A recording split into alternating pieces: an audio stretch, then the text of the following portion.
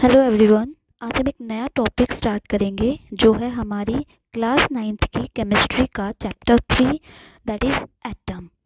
Atom क्या होता है? बेसिकली एटम एक स्मॉलेस्ट पार्टिकल होता है किसी भी एलिमेंट का जो एक केमिकल रिएक्शन में पार्टिसिपेट करता है। So we can say that atom is the smallest particle of an element that can take part in the chemical reactions. The size of an atom, कि एक एटम का size कितना होता है उसको हम किस में मेजर करते हैं? उसको हम मेजर करते हैं उसके रेडियस के साथ, which is called atomic radius, जिसे हम क्या बोलते हैं? उसकी एटमिक रेडियस बोलते हैं। एटमिक रेडियस को हम नैनोमीटर में मेजर करते हैं। So 1 metre is equal to 10⁻⁹ nanometre. अब सबसे छोटा एटम कौन सा होता है? वो होता है हाइड्रोजन। कि हाइड्रोजन जो है सबसे छोटा एटम होता है जितने भी हमारे एटम्स होते हैं उन सब में।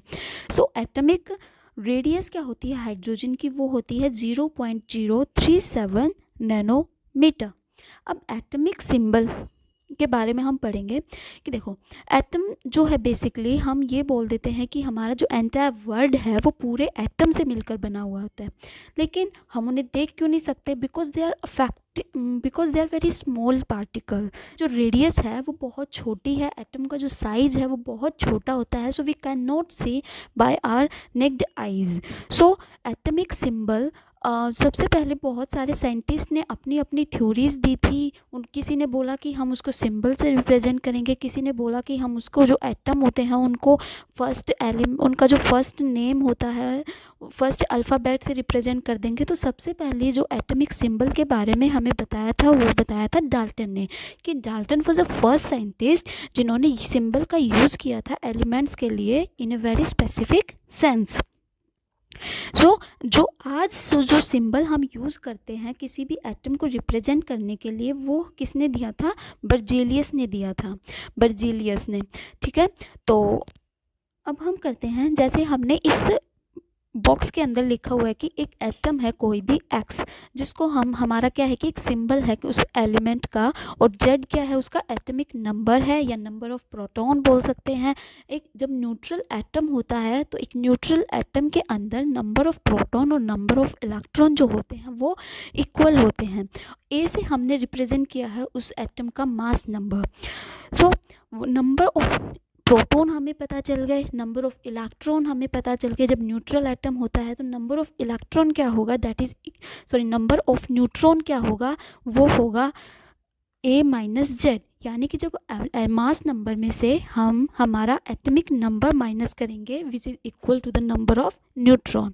सो हमारे पास एक पीरियोडिक टेबल तो हम सभी जानते होंगे, बट जो एक बेसिकली जैसे कुछ एटम्स होते हैं, कुछ एलिमेंट्स जो होते हैं, उनका क्या होता है कि जो सिंबल होते हैं वो दूसरे एलिमेंट से मिलते हैं, उनके जो सिंबल होते हैं उनके नाम से नहीं मिलते।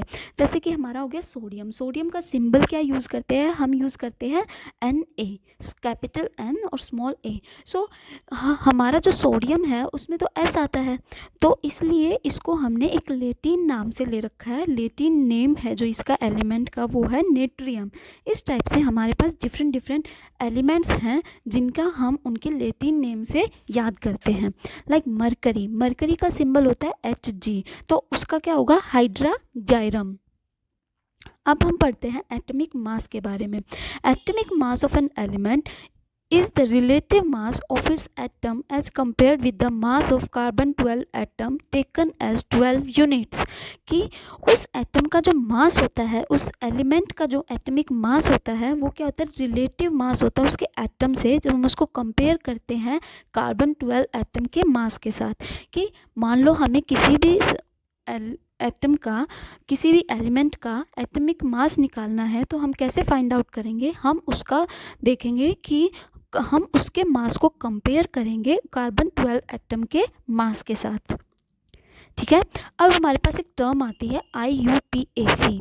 आई it means international, U union, O of P pure, A applied chemistry, O of P pure, A applied chemistry। So IUPAC that is equal to International Union of Pure and Applied Chemistry।